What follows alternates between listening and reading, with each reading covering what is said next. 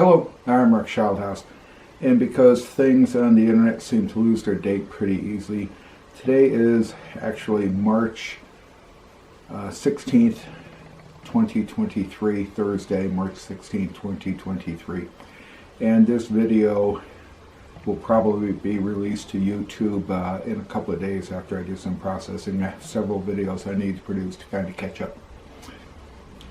Friday, March 10th, 2023, my wife and I went to Sloan Field, Mesa, Arizona, the spring training camp for the Chicago Cubs. The game was against Chicago White Sox. We're both from Chicago, and my wife's a White Sox fan. Her father actually played in the farm league for the White Sox. He was there when World War II broke out, and shortly after World War II broke out, he got drafted into the Navy, which is where I did my career. And I'm a Cubs fan. I'm not a Cubs fan because the Cubs are a better team or anything else. I used to ride the L trains up to Evanston to go to Northwestern University when I was a child for speech therapy. And we could see both Comiskey Park and Wrigley Field from the trains. I thought both of them were pretty neat. I wish I'd gone up. I had always wished I could go and see them, and we just never could. But on television, the Cubs had better commercials, and as a result, I'm a Cubs fan. Well, I should say maybe I was a Cubs fan. This trip actually disappointed me. I thought Sloan Field was great. I thought the game was okay. The Cubs lost 4-3. Bottom of the ninth, they had a chance. They brought in a couple of runs, I think, and they lost 4-3, which is okay. It was a good game.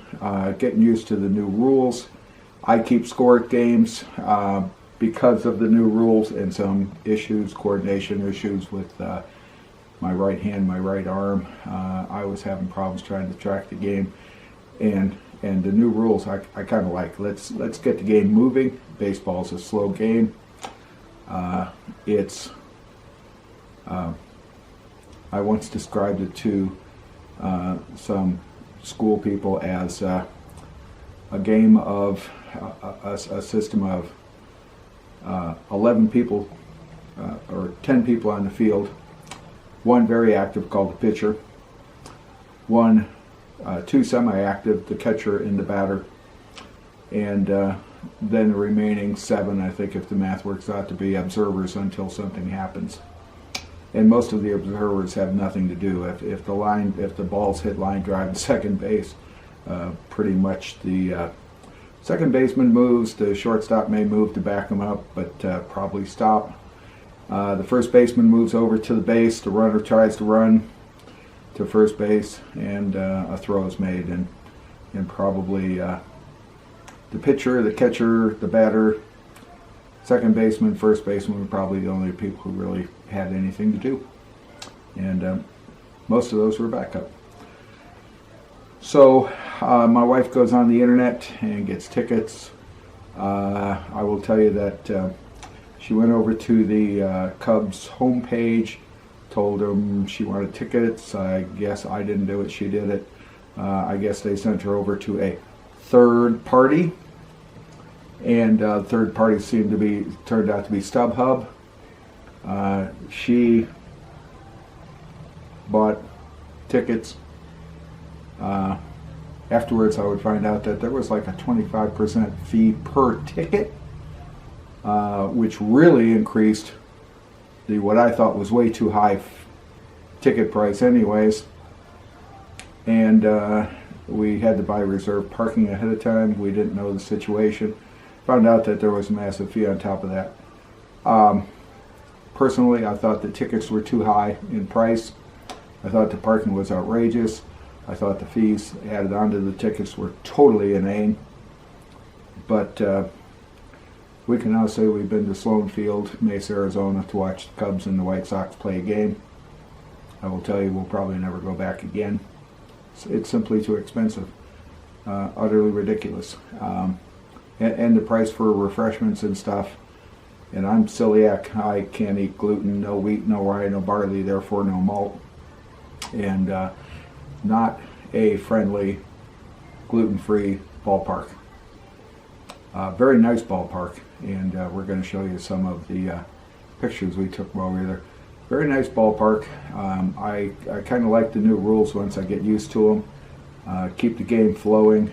My criticism before of the game was it was way too slow. Then they brought in the pitch clock, and that helped it a little bit. A long time ago, I made a complaint to Major League Baseball, to the commissioner. Got a response actually that they needed to do video review of plays and strikes and whatever else. And I got a call back from, I think it was the Vice President of Operations, President of Operations for Major League Baseball. Very courteous call. And he explained how the process was, because somehow, for some reason, in an earlier letter or email to them, I got a form for proposed rule changes, and I filled that out and I sent that back in, and that's what this call came back from. And his statement, we're never going to go to video review. It simply will not happen. And we had a really nice talk. I really appreciated the call. But it was 2-3 years later that we got video review in baseball. And in my comment to baseball, I cited in one season 2 games here in San Diego that really changed the attitude of the game by what was very apparently missed calls by the umpire, and there was no way to prove, and you know, you need video review, unfortunately, in sports. I put in the time clock for the pitch count in that stack. I think I gave them 6 or 7 proposed rule changes. The guys said they're talking about it, but and they were exploring it in the farm leagues and the minor league games in preseason, whatever else. And they hadn't made up their mind yet, but he appreciated the comments on that one. And the other one was, I think they actually need to define the strike zone electronically, and it can be done. You can put sensors at the plate, you can do a lot of things. Now remember that strike zone changes by the height of the player, but it does not change by the stance of the player. So he said that's never going to happen. Well, those went in probably 10 years ago, maybe more. I didn't keep track, so maybe they'll get back. Anyways, this video is about our trip to Sloan. It was a sellout stadium. Attendance 15,028 people. The Cubs lost 4-3. Disappointed in that. I thought it was a good game. There were some errors, primarily by the White Sox, or that's how they got recorded by the scorekeeper. But you know, it's spring training, they're still getting used to it. And I'm opposed to any baseball player being paid $300 million for a 10-year contract. I know of no person on the face of this earth today that's worth $10 million a year, or even $20 million a year, let alone $30 million a year. And the response when you criticize the pay system is, well, you know, they only have a 15 to 20 year career. Well, they supposedly have an education. They supposedly have a profession outside baseball. I mean, if they want to give somebody $1 million a year, I think it should be the combat soldier on the field defending the United States of America and the Constitution. But that's just a personal opinion.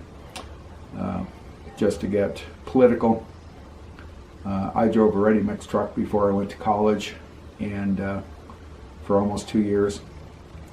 And then I joined the United States Navy as commissioned officer and naval aviator.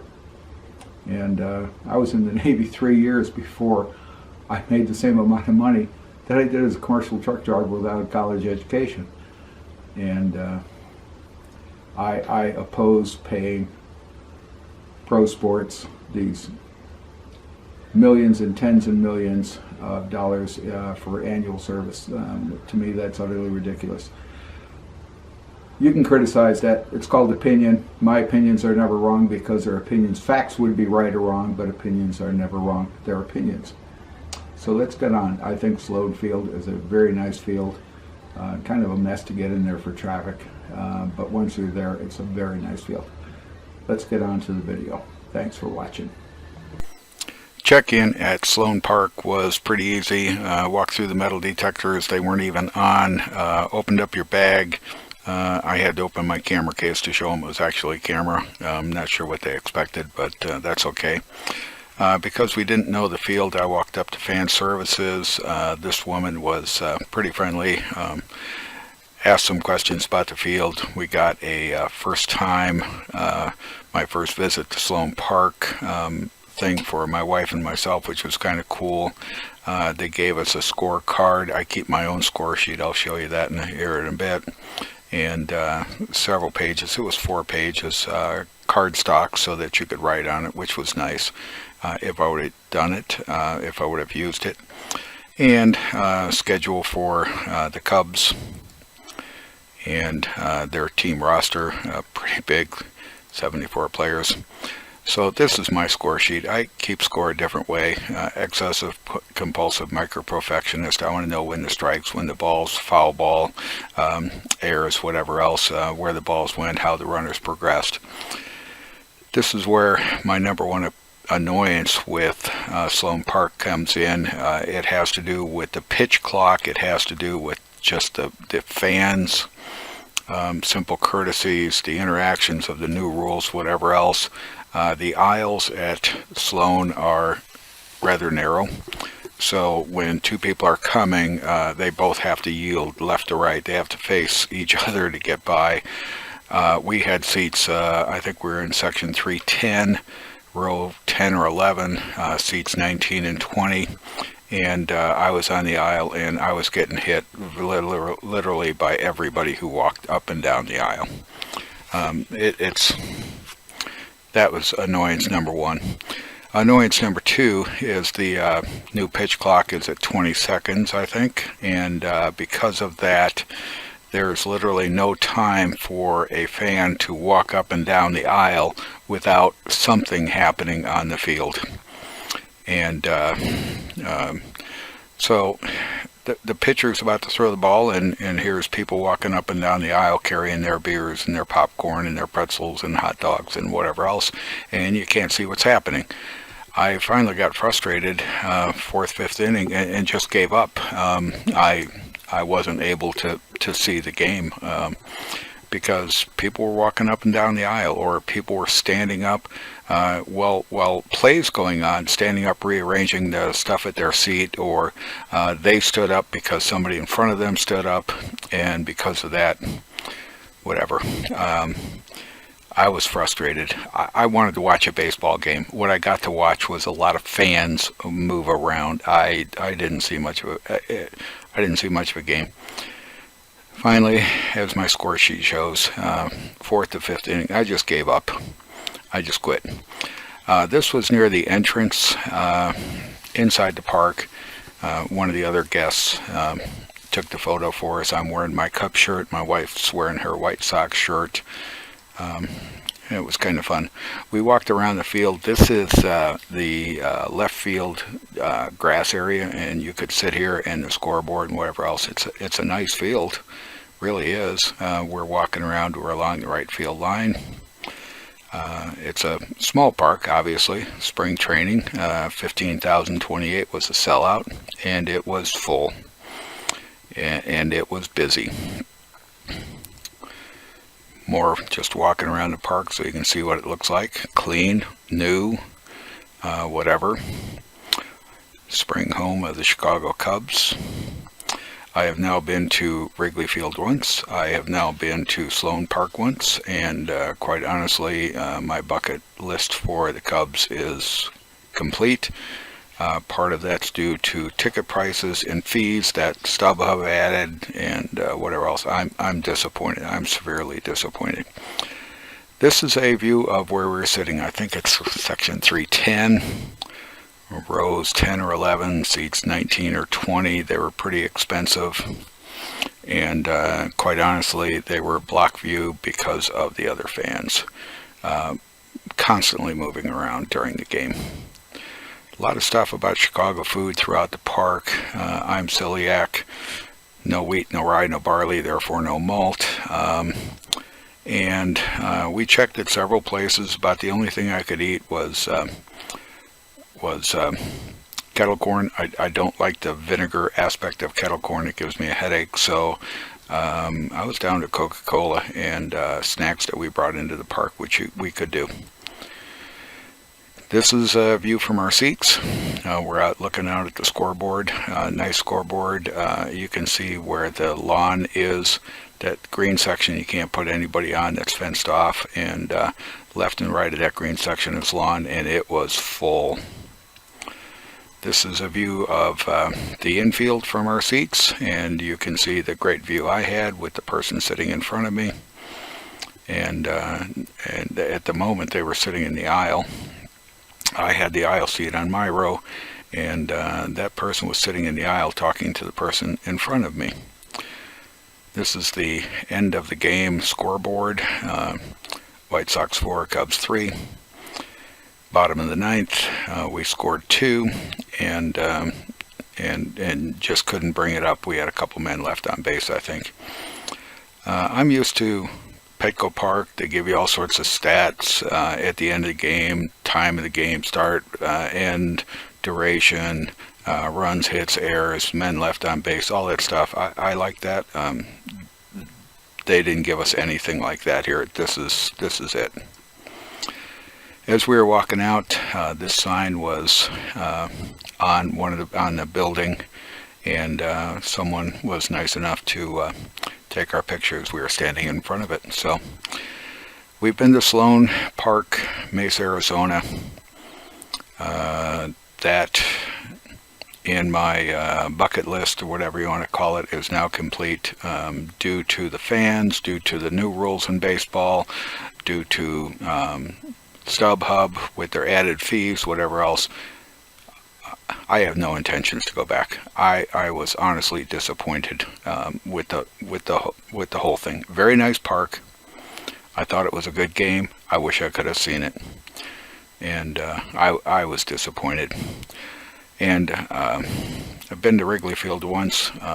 Wrigley Field is old. It's well used. It needs a lot of work, and we had kind of expensive tickets there, and it was obstructed view, so not a real big fan of Wrigley Field. I'm a Cubs fan because of the better commercials when I was a kid. The Ham Spear Bear, Land of Sky Blue Water, and that's why I'm a Cubs fan. Quite honestly, because of what this experience was, I'm less of a Cubs fan than I was 2 weeks ago. Thanks for watching.